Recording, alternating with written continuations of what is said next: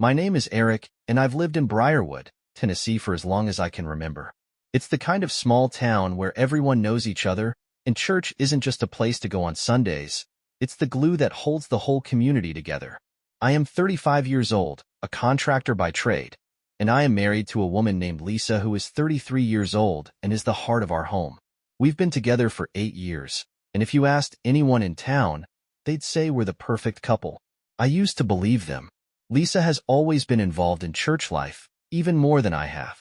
She sings in the choir, organizes potlucks, and somehow manages to make every bake sale a resounding success. I've always admired her for that. She knows how to make people feel welcome, feel like they belong. It's one of the things that made me fall in love with her when we were just kids in youth group. But lately, things have started to feel wrong. I first noticed it a few Sundays ago. After the service, we were standing in the group circle, drinking coffee and chatting. The topic of conversation turned to Pastor Daniels, our new charismatic preacher. He's about my age, maybe a year or two older, and he has the kind of charm that makes women swoon and men take notice. Someone mentioned how Lisa was helping him settle into society, and an awkward chuckle ensued. I brushed it off at first. I'm not one to look for problems where there aren't any. Lisa is a kind person, and it makes sense that she would want to help the pastor adjust. But as the days went by, I began to notice little things that made me uncomfortable. Lisa started spending a lot more time at church. She says it has to do with choir rehearsals or committee planning, but it seems like every other night she's out the door with a casserole or a folder full of notes. Her cell phone, which used to lie forgotten on the kitchen counter, is now practically glued to her hand. She laughs at the messages and then quickly closes the screen when I enter the room. One night, after she went to bed early, I sat in the living room and stared at her phone, which she had left charging on the nightstand. I flashed the thought of picking it up, flipping through her messages, and seeing if there was anything there to confirm the knot of doubt tightening in my chest. But I didn't. I wasn't ready to become that suspicious husband digging into his wife's private conversations. Instead, I began to pay attention. I noticed how Lisa's behavior changed when Pastor Daniels was around. She had always been warm and friendly with all the parishioners, but with him it was different. She laughed a little louder, touched his arm when she spoke, and lingered too long in conversation. I told myself I was imagining things, but the feeling wouldn't go away. The turning point came during one of those conversations over coffee after work. I was standing with a couple of guys from the men's group when one of them made a joke, half serious, half teasing, about how Pastor Daniel seemed to be spending a lot of time with the ladies lately. The comment was vague enough to pass muster, but the way the others exchanged glances, as if they all knew something I didn't, made my stomach rumble. I came home that afternoon feeling like the ground beneath my feet had shifted. Lisa was in the kitchen humming to herself as she put away the groceries, and I stood looking at her, trying to figure out if the woman I'd married was still the same person. That night I couldn't sleep.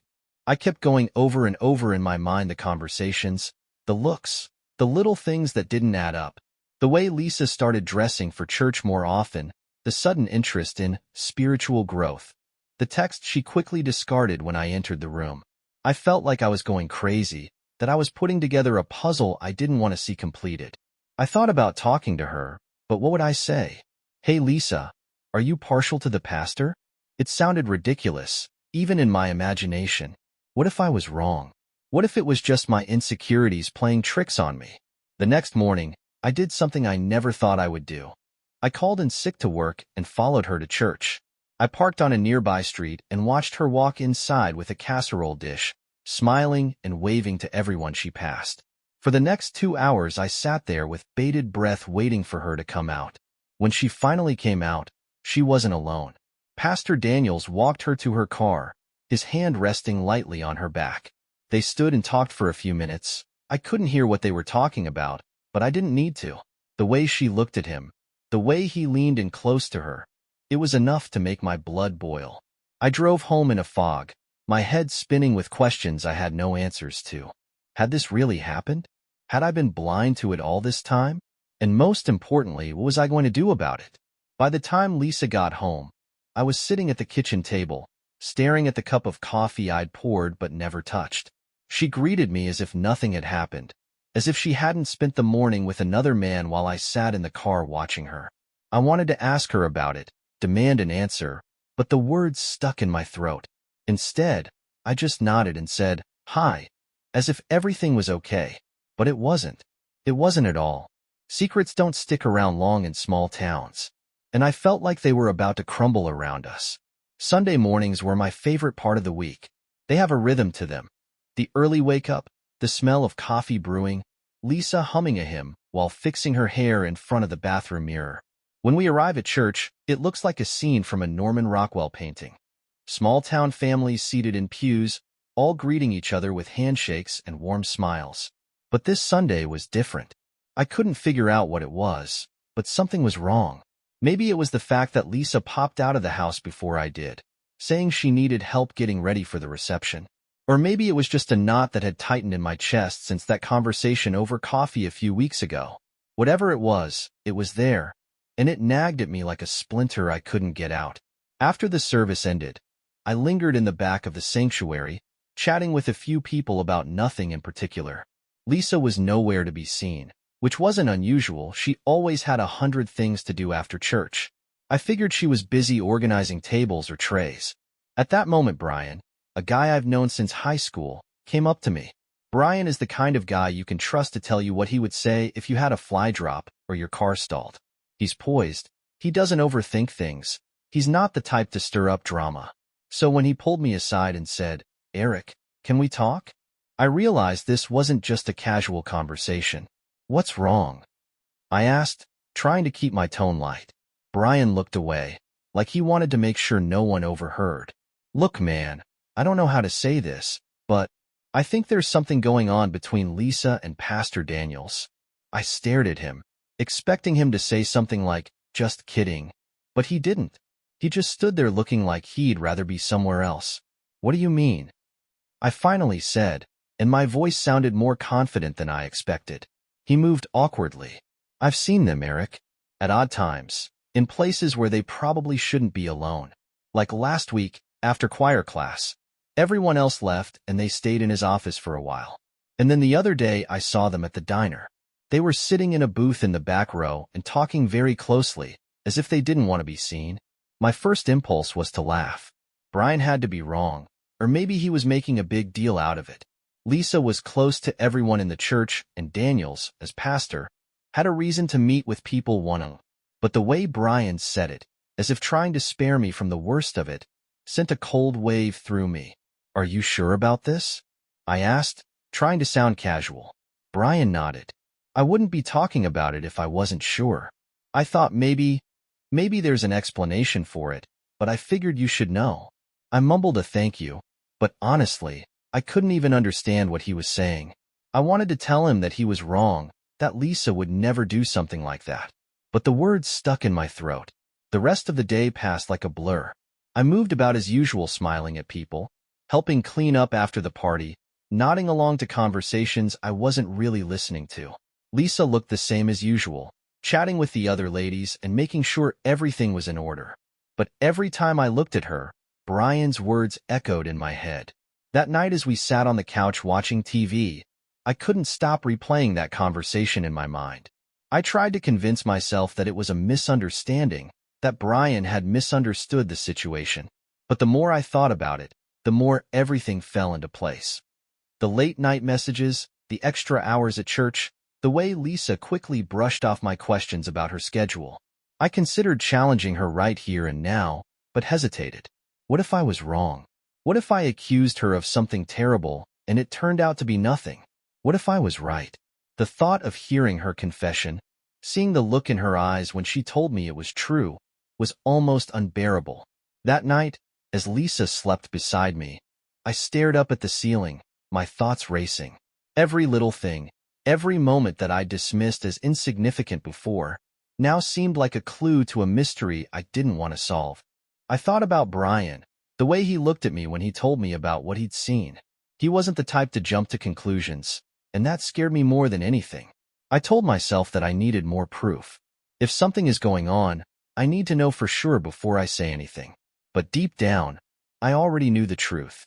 I could feel it in the way Lisa began to distance herself from me, the way she laughed at lyrics she wouldn't show me, the way she started dressing for choir practice more often than she did for dates with me. The worst part wasn't even the thought that she might be with someone else.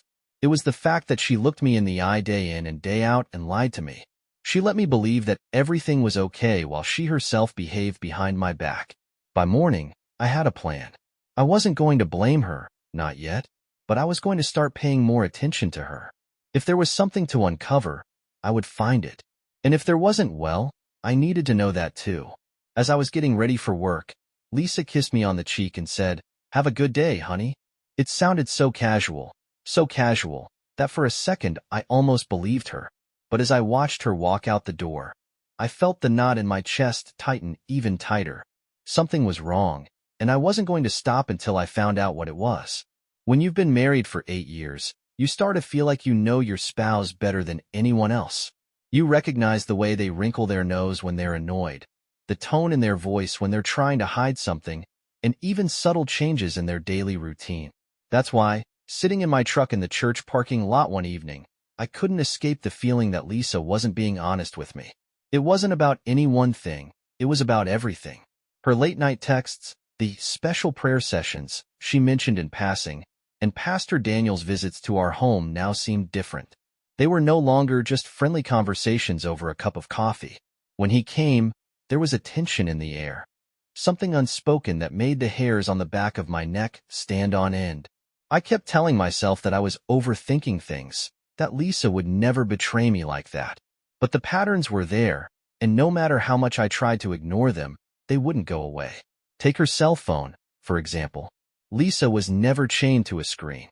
She used to make fun of people who couldn't put the phone down. But lately, she was on it all the time. If a notification came in, she'd immediately check it and then swipe it away like it was nothing. And it wasn't just the phone, it was the way she handled it. She'd take it into the bathroom with her, keep it face down on the nightstand, and close it as soon as she put it on the floor. I told myself it could just be a coincidence. Maybe she was busy coordinating church activities or meeting with friends. But every time I asked her about it, her answers were vague. "Oh, it's just choir business," she'd say, or, "I'm helping Pastor Daniel's plan fundraisers." Then there were the special prayer sessions. Lisa had always been involved in the life of the church, but these sessions were new to her. She told me it was part of Pastor Daniel's spiritual growth initiative, something to deepen their faith and build a stronger connection with God. At first, I didn't give it much thought, but the classes were always one-on-one, and they always ran late into the night. One evening, I casually asked if other members of the congregation were participating. She hesitated before answering, "Well, mostly just a few of us. You know, the ones who are really committed." That answer didn't satisfy me. Lisa wasn't a liar, but the way she said it, too fast, too rehearsed, made it sound like she was hiding something. And then there was the pastor himself. Pastor Daniels was a welcome addition to our church when he arrived last year. He was charismatic, energetic, and able to make the sermon personal. But lately, his behavior around Lisa began to bother me. He was too familiar, too comfortable. The way he put his hand on her shoulder or leaned in when he spoke. Wasn't that it was inappropriate, but somehow wrong. One night, after Lisa went to bed, I didn't sleep a wink, going over the events in my mind. The late-night texts, the prayers, the way Daniels was delayed when he came to visit, was all like pieces of a puzzle I didn't want to finish. I sat in the dark and tried to convince myself that I was dreaming, but deep down I knew it wasn't. The next day, I decided to be more careful.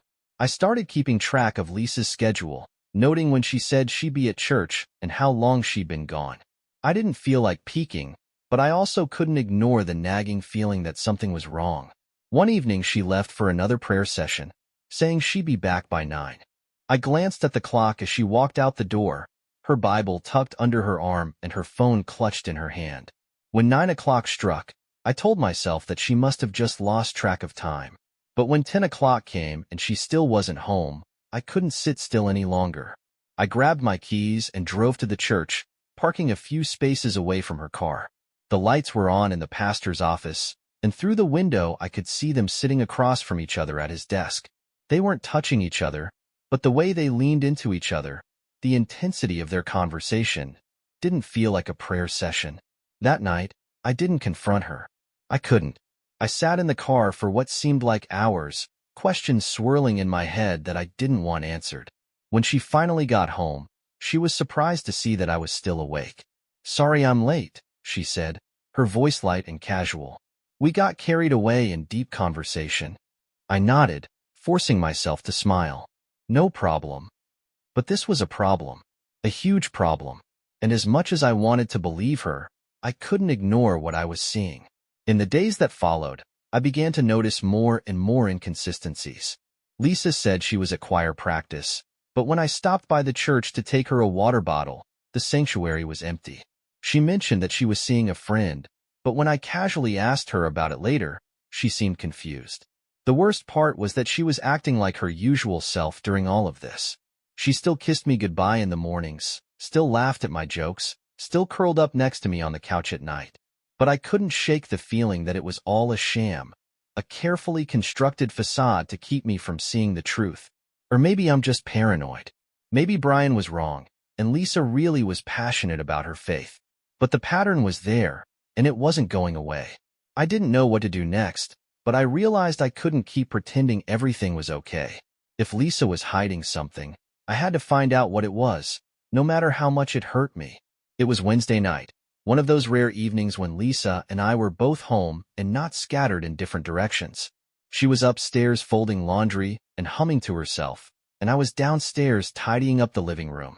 Nothing fancy, just cleaning up the clutter that always seems to accumulate. Magazines, socks, half-empty coffee mugs. Her purse lay on the chair, slightly overturned, its contents spilling out onto the cushion. It wasn't unusual. Lisa always carried too much in it. I reached up to adjust it, and something caught my eye, a folded piece of paper sticking out of one of the side pockets. I don't know what made me grab it. Maybe it was the nagging voice in my head that hadn't stopped since Brian had warned me. Maybe it was the way Lisa had been acting lately, or maybe it was simple curiosity. Either way, I unfolded the note and immediately wished I hadn't. The handwriting was unmistakable, was Pastor Daniel's, bold and clear, like everything about him. The note read, "Thank you for last night. Your devotion means more than I can express. Let's meet again soon. Same time." My heart felt like it had been ripped from my chest. There was no signature or details, but it didn't take a genius to figure out what it meant. Dedication? Last night? What the hell was going on?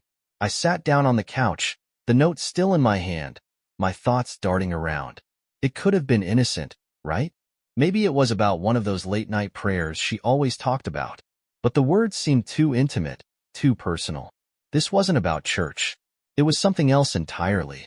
For a few minutes, I just sat there looking at the note, my thoughts spinning out of control. How long had this been going on? Was it my fault? Had I been so immersed in work, in life, that I hadn't noticed it happening right under my nose? I heard Lisa coming down the stairs, her footsteps light and cheerful. I slipped the note back into her purse and tried to even out my breathing. "Hey," she said, entering the room with a basket of folded laundry. "What are you doing?" "Just cleaning," I said, my voice sounding kind of weird. "You know, the usual." She smiled that easy, confident smile she always wore and sat down next to me on the couch. For a moment I wondered if I should say something right here and now. Challenge her, demand an explanation. But the words didn't come. Instead, I sat in silence, watching her fold a pair of socks, and pretended everything was okay. But everything wasn't okay. It wasn't even close. That night, when Lisa went to bed, I pulled the note out of her purse again. I reread it over and over, trying to convince myself that it didn't mean what I thought it meant. But the more I read it, the angrier I got. What kind of man writes such a note to another man's wife? What kind of woman keeps a note like that in her purse? I couldn't sleep. I just lay in the dark, staring at the ceiling, and mentally replayed in my head every episode of Lisa and Pastor Daniel's interactions over the past year. How she'd laughed at his jokes, how she'd lingered after services, how she always glowed when he was around. By morning, I realized I couldn't hold it in any longer. I had to face her. I had to know the truth, no matter how much it hurt. As Lisa sat at the kitchen table, sipping coffee and flipping through her phone, I felt a surge of anger and heartache I could barely contain. "We need to talk," I said in an even but low voice. She looked up in surprise. What's wrong? I pulled a note from my pocket and placed it on the table in front of her. This. What's this? Her face went pale, and for a while she just stared at the note as if it were some foreign object. Then she looked up at me, eyes wide and defensive. Eric, it's not what you think, she said, her voice trembling. Then what is it? I asked, my tone sharper than I wanted it to be. She hesitated, her hands frantically clutching the edge of the table. It's about the church. About the prayer sessions. Prayer sessions? I said, raising my voice. What kind of prayer sessions involve notes like that? Her eyes filled with tears, and for a moment I thought she was really going to tell me the truth. But instead she stood up, grabbed the note, and crumpled it in her hand. Eric, you're overreacting, she said, her voice trailing off. You don't understand. No, I said, getting up to face her. I don't understand. So explain it to me, Lisa. Explain why you're getting notes from the pastor about last night. But she didn't explain. She just stood there, tears streaming down her face. She shook her head as if she couldn't find the words. For the first time in our marriage, I had the feeling that I didn't know her at all. The woman standing in front of me was not the Lisa I thought I had married. She was a stranger, hiding behind excuses and half-truths, and I didn't know if I would ever see the real her. I walked out of the kitchen, leaving her standing there with a crumpled note in her hand. I didn't know where I was going or what I was going to do, but I knew one thing for sure. Nothing would ever be the same. As I drove to work that morning, a whirlwind of emotions swirled in my head. Danger, sadness, confusion. I didn't know what to do next, but I realized I couldn't continue to live in ignorance. If Lisa wasn't going to tell me the truth, I would have to seek it out on my own. And I would. No matter what it costs me. The note had been weighing heavily on my chest for days now, like a boulder pressing on my lungs. Every time I looked at Lisa, I saw those words again, thank you for last night. I couldn't stop imagining what last night meant and why she thought I wouldn't notice. After all I had seen and heard, I couldn't keep pretending it was just a misunderstanding. I waited until Saturday morning to broach the subject again. We sat at the table during breakfast, Lisa leafing through her phone as if nothing had happened, her coffee still untouched. I spent the night going over every moment of the last few months in my head, connecting the dots I didn't want to see so they would add up into a picture. I took a deep breath. Lisa, I said, trying to keep my voice calm, we need to talk. She looked up, surprised but not nervous. About what? I reached into my pocket and pulled out a crumpled note. I smoothed it out as best I could, but the creases were still there, as uneven and raw as the feelings I was trying to contain. Here, I said, holding the note out to her across the table. I want to know the truth this time. Lisa stared at the note like it was some kind of poisonous creature. She was silent for a while. Then, to my shock, she nodded and said, okay. Her voice was steady, but her hands shook as she pushed the note back toward me. I'm not going to lie to you, Eric, she said. Something has happened, but it's not what you think. My heart was pounding so hard I could barely hear her. Then tell me what it is, I said. Because things don't look good right now. She hesitated, her eyes darting to the window as if she were looking for a way out. Then she looked at me again, and for the first time I saw something on her face that wasn't denial or defense. It was guilt. Pastor Daniels told me you're cursed, she said, her voice barely above a whisper. I blinked, sure I'd misheard. Cursed? She nodded, the words flying out of her mouth as if she'd rehearsed them. He said there's a dark cloud hanging over you, something from your family's past, and it's affecting your life, our lives. He said the only way to remove it is through me. I stared at her, trying to comprehend her words. Lisa, can you hear yourself? He told you I was cursed and you believed him? She nodded again, tears coming to her eyes. Eric, I didn't know what else to do. He sounded so real. He said that if I didn't do what he asked, the curse would only get worse. I leaned back in my chair, my mind reeling. What exactly did he ask you to do? She didn't answer right away, but the look on her face told me everything I wanted to know. Jesus, Lisa, I said, raising my voice. Are you telling me you slept with him because he said I was cursed? She flinched at my words, her tears pouring down in streams. Eric, I didn't mean it, she said, her voice trailing off. I hated every second of it, but I thought I was helping you. I thought. You thought what? I snapped back. That fucking the pastor was some kind of honorable sacrifice? She started sobbing, covering her face with her hands. I know it sounds crazy, she said between sighs, but he made it sound so real. He said it was the only way to protect you, to protect us. I stood up, and my chair scraped loudly on the floor. I couldn't sit and listen to this anymore. You expect me to believe that? I said, my voice shaking with anger. You expect me to believe you did this for me? It's true, she shouted, standing up as well. I was trying to save our marriage. I laughed, but there was no humor in it. Save our marriage? By sleeping with another man? She reached for me, but I pulled away. I couldn't let her touch me, not after what she just said. Eric, please, she begged. I know I made a mistake, but I thought I was doing the right thing. I thought. You thought wrong, I said, interrupting her. You let him manipulate you, and now you're trying to make it look like you're the victim. She shuddered again, her sobs growing louder. I'm sorry, she repeated over and over, but her apology meant nothing to me. I grabbed my keys and walked out the door, slamming it behind me. I needed air. I needed space. I needed to get away from her and everything she had just said to me. As I drove aimlessly through the city, a whirlwind of emotions swirled in my head. Anger, betrayal, disbelief. They all fought for space in my head, and I felt like I was drowning. Curse. She really believed I was cursed, and she thought sleeping with Pastor Daniels was some kind of solution. It was so absurd, so crazy. I didn't know whether to laugh or scream.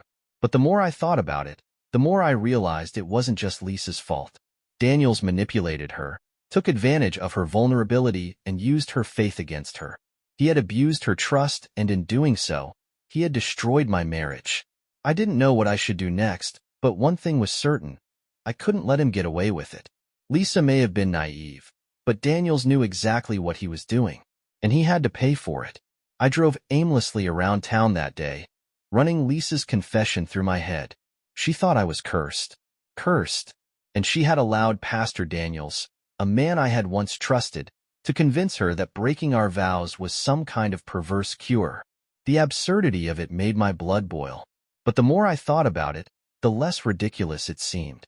Not her actions, they couldn't be forgiven, but the possibility that Daniels had done this before. The man had charisma, no doubt about it. He had a knack for commanding attention, making you feel like he was looking right into your soul. That's why he won over the congregation so quickly when he arrived. He wasn't just a preacher, he was an entertainer. But now I began to see him for what he really was, a manipulator who used his position to take advantage of people's trust. That's when I decided I wasn't going to let him get away with it. If Daniels thought he could destroy my marriage and move on with his life, he was sorely mistaken. I didn't know what I was looking for yet, but I knew I had to start digging. The first step was to talk to people. Small towns like Briarwood thrive on gossip, and I figured someone must know something. I started with Brian, the guy who first alerted me to Lisa and Daniels. We met at a diner on the edge of town, the kind of place where no one asks questions and coffee is poured as long as you sit down. Brian didn't seem surprised when I told him what had happened. I hate to say it, but I had a hunch, he said, shaking his head. Daniels always struck me as strange. Too smooth. You know, like he's always selling something. Do you think he's done this before?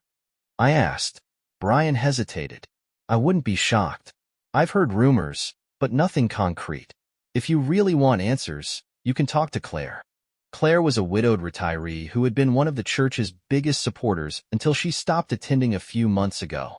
At the time, I didn't give it much thought. People leave churches for all sorts of reasons. But now I wondered if Daniels was involved. In the afternoon, I called Claire and asked if we could meet. She hesitated, but agreed to let me come over. When I arrived, she was sitting on the porch with a glass of iced tea and her little dog curled up in a fecal ball at her feet. Eric, she said, bestowing a tired smile on me. What brings you here? I didn't bother to deny it. It's about Pastor Daniels, I said. Her face hardened, and she gestured for me to sit down. I thought it would come out sooner or later, she said. What did he do now? I explained what had happened to Lisa, omitting the most painful details but making it clear that Daniels had crossed a line. Claire listened in silence, her expression unreadable. When I finished, she let out a long sigh. You're not the first, you know. What do you mean? I asked, leaning forward. She looked me straight in the eye. Daniels is a predator, Eric. He uses his position to manipulate people, especially women. He tried to do it to me as well.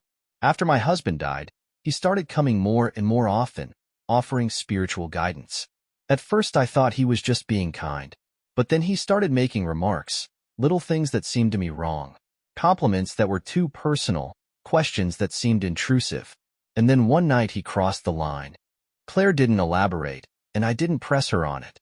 It was clear she was deeply hurt, and the last thing I wanted to do was reopen old wounds. Why didn't you say anything? I asked. I tried, she replied bitterly. But who would have believed me? Daniels is a golden boy. The whole town eats out of his hand. When I stopped going to church, people just assumed I'd lost my faith. No one ever asked why. After hearing her story, my anger flared even more. It wasn't just about me or Lisa anymore. Daniels had his own scheme, his own story in which he used vulnerabilities and their trust against themselves. Over the next few days, I began reaching out to others in the community, careful to ask questions and not reveal too much. Most people had nothing to say. They either didn't know anything or were too loyal to Daniels to admit it. But some shared stories that seemed all too familiar. Susan, a single mother, left the church after Daniels embarrassed her during counseling. And Dave, a deacon who had caught Daniels in a lie regarding church finances but was afraid to speak up. The more I heard, the more obvious the picture became. Daniels wasn't just a bad pastor. He was a predator hiding behind a collar. The hardest part was realizing that so many people were still under his spell. Daniels had a knack for making you doubt yourself, turning the situation around so that you felt like the bad guy because you doubted him. That's what he did to Lisa. That's what he did to anyone he hurt. But not anymore. I didn't know what to do next, but I realized I couldn't stay silent. Daniels had already taken so much from me, from all of us. It was time to stop him before he could do it to someone else. As I drove home that night, I felt a strange mix of emotions, danger, determination, and something else I hadn't felt in a long time, hope. For the first time since this whole nightmare began, I felt like I was regaining control of the situation. It wasn't over yet, and not even remotely likely. I never thought my life would turn into a battlefield, much less under the shadow of a church steeple. But that's exactly what happened. In small towns like Briarwood, churches aren't just places of worship, they're social centers, family legacies, and the glue that holds a community together. But Daniels destroyed all of that. It started small, as most fires do. After I started talking about what I had discovered, whispers turned into murmurs and murmurs turned into full-blown arguments. People couldn't believe it at first. Pastor Daniels was the cornerstone of the church, a beacon of morality and instruction. To many, he could do no wrong. But there were others, like Claire, Susan, and a few others who were hurt or manipulated by him. Their stories began to roll through the community like a shock wave. I wish I could say that everyone saw the truth at once, that the community rallied around me and other hurting people. But it wasn't like that. For every person who believed us, there was another who claimed we were wrong, or worse, lying. Daniels had spent years building his image, and for some, the thought that he might not be so perfect was too unbearable. You're just embittered, one woman told me after the service. Lisa made a mistake, and now you're looking for someone to blame. Her words hurt, but I kept my composure. I'm not looking for blame, I said. I'm looking for responsible. But she wasn't interested in accountability. None of Daniels's ardent supporters were interested. They saw him as a victim, a man falsely accused, a shepherd attacked by his own flock. It wasn't just the accusations that divided the church. It was the tension, the sidelong glances, the arguments that erupted during sit-ins and Bible studies. People who had been friends for decades suddenly became enemies, each convinced they were on the side of righteousness. One Sunday, Daniels stepped up to the pulpit and responded to these rumors. He spoke with a mixture of humility and righteous indignation, his voice trembling enough to seem sincere. "I have dedicated my life to this church," he said, grasping the podium with his hands. "To all of you. And yet there are those who try to tear us apart with unfounded accusations. I encourage you to pray for our congregation, to seek God's wisdom in these troubling times." I sat in the back of the sanctuary, clenching my fists. It was a masterful performance. He didn't deny anything. He just framed it all as a misunderstanding, a test of faith. And the people ate it up. After the service, a woman I'd known since childhood took me aside. "Eric, I'm praying for you," she said, her voice soft and pitiful. "I know this must be hard for you, but don't let anger cloud your judgment. Pastor Daniels only wants what's best for the church." I didn't bother to respond. What was the point? People like her had already made up their minds. But not everyone was so easily persuaded. More and more people began to tell stories that painted a horrifying picture of Daniel's so-called leadership. Some were minor lies about the church's finances, favoritism among the staff. Others were devastating. The women he manipulated, the families that were divided by his meddling. One woman, a single mother named Angie, told me how Daniels offered her counseling sessions after her divorce. These sessions quickly turned obsessive, with Daniels forcing her to share intimate details of her life under the guise of spiritual healing. When she tried to pull away, he made her feel like she was abandoning her faith. After listening to her story, I realized how deep his manipulation went. It wasn't just about me or Lisa. Daniels had created a culture of control, using his position to exploit vulnerabilities while maintaining an inviolate facade. The church council finally intervened after enough people came forward with what had happened. They held a series of meetings that were supposed to be confidential, but in a town like Briarwood, nothing stays secret for long. There were rumors of heated arguments, with some council members demanding that Daniels resign and others defending him to the last man. Meanwhile, the community continued to splinter. Families stopped talking to each other. Lifelong friendships disintegrated. Even my parents, who had always been a pillar of the church, were caught in the crossfire. "Maybe we should just leave," my father said one evening as we sat on the porch. "Start fresh somewhere else." I shook my head. "Leaving won't fix anything," I said. "Daniels will just keep doing what he's doing, and more people will get hurt." My mom nodded, her eyes heavy with worry. "But at what cost, Eric? This fight is tearing the church apart." She wasn't wrong. The church I'd grown up in, the community I'd once been so proud to be a part of, was crumbling before my eyes. And yet I couldn't leave. Not when I learned the truth. Weeks went by, and the tension reached a boiling point. One Sunday, an altercation broke out at a congregational meeting, people hurling accusations and insults like players from opposing teams at a soccer game. "Daniels is a liar," shouted one man. "And you're a hypocrite," replied someone else. I sat quietly in the back and watched what was happening. This was not the way it was supposed to be. The church was supposed to be a sanctuary, a place of peace and unity. But Daniels had turned it into a war zone. That night, lying in bed, I couldn't help but wonder if it was all worth it. Exposing Daniels was the right thing to do, of that I was sure. But at what cost? The next morning, I got a call from Claire. "Eric," she said, her voice trembling, "you have to see this." She sent me a picture of a flyer posted around town. It was an invitation to a special meeting Daniels was holding at his home, billed as a chance to heal the community. I stared at the flyer, and my stomach twisted. This wasn't over yet. Daniels wasn't backing down. What's more, he was redoubling his efforts. And I knew I had to be there. If Daniels thought he could pull through, if he thought he could manipulate his way out of the mess he'd created, he was sorely mistaken. The war wasn't over. It was just beginning. I had been preparing for this moment for weeks. Every late-night conversation with Claire, every confession made in whispers to those Daniels had hurt, and every piece of evidence I'd gathered had led up to this. If Daniels thought he could get out of this mess with a colorful sermon and righteous indignation, he was about to find out how wrong he was. The meeting was scheduled for Sunday after the morning service, in the fellowship hall where the congregation usually met for fellowship and committee meetings. Only this time there would be no laughter or the smell of casseroles. This was payback. I arrived early, my stomach churning like I'd just swallowed a bag of nails. Claire was already there, sitting quietly in the corner, her face pale but determined.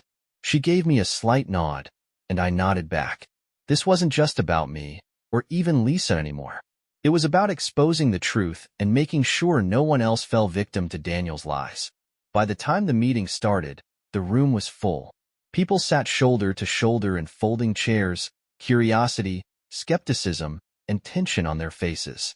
Daniel stood at the entrance with his hands clasped in front of him, his expression calm and collected. He looked every bit the charismatic leader he always pretended to be.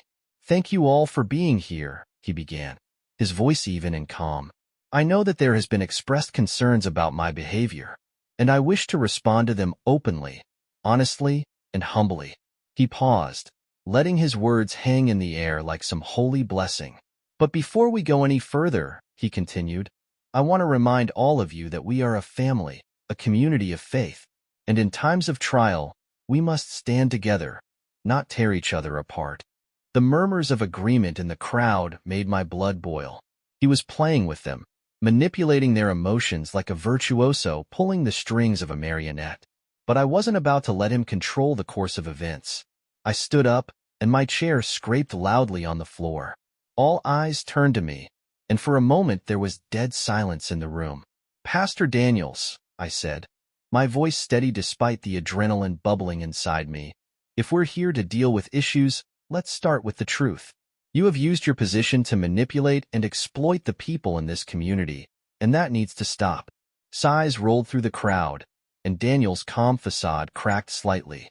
"Eric," he said in a carefully calibrated tone, "I realize you're going through a difficult time, but I assure you, all accusations against me are completely unfounded." "Baseless," I replied, holding out a folder of printed emails, text messages, and written statements. "What about this? What about the women you pressured, the families you tore apart, the lies you told?" Chaos ensued in the room, shouting, murmuring, people turning to each other in shock. Daniel's face darkened, and for the first time he looked genuinely shocked. "These are private matters," he said, raising his voice, "and bringing them up here, in front of everyone, is highly inappropriate." "Inappropriate?" I repeated, boiling with anger.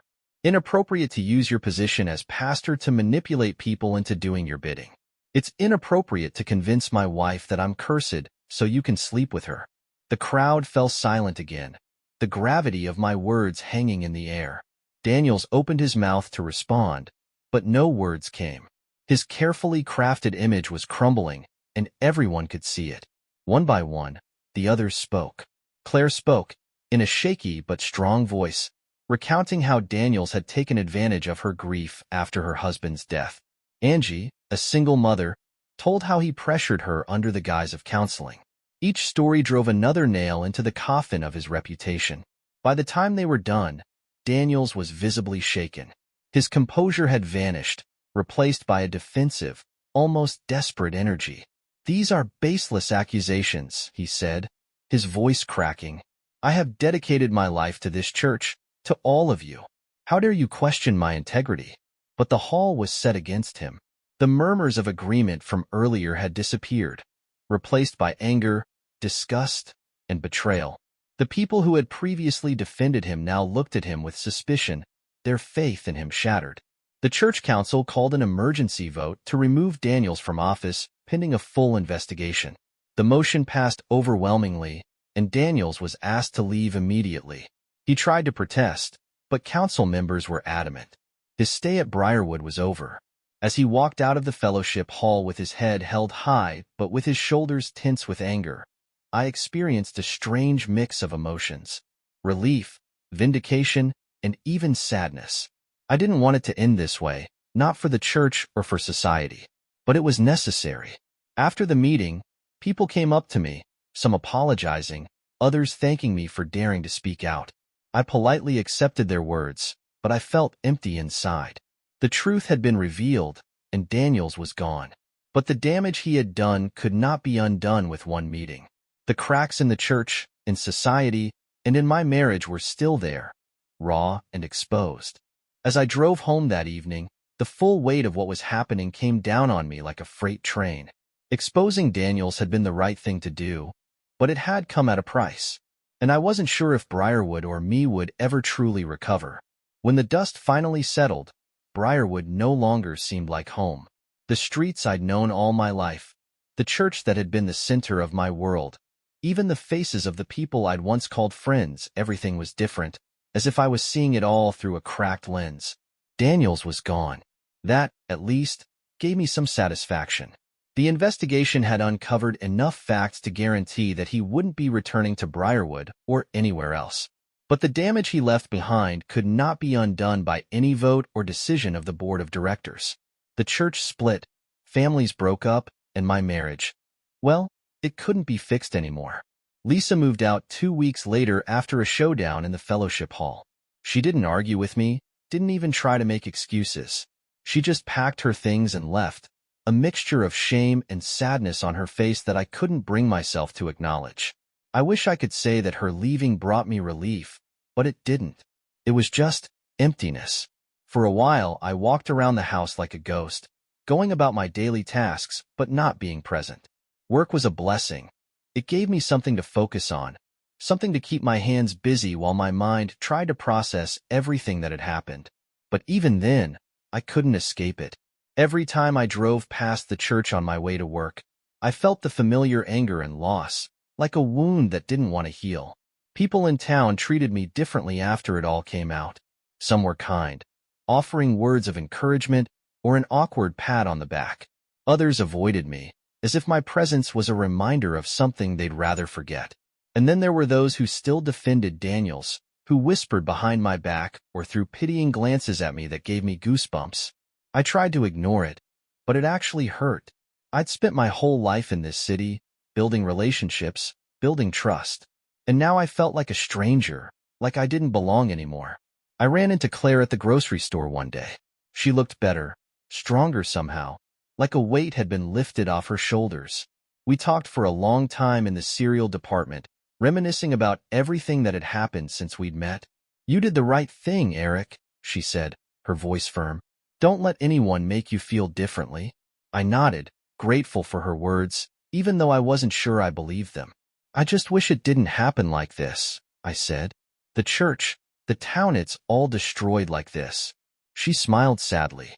"Sometimes things have to be broken so they can be rebuilt." That thought kept me going as I drove home, repeating her words in my mind. Maybe she was right.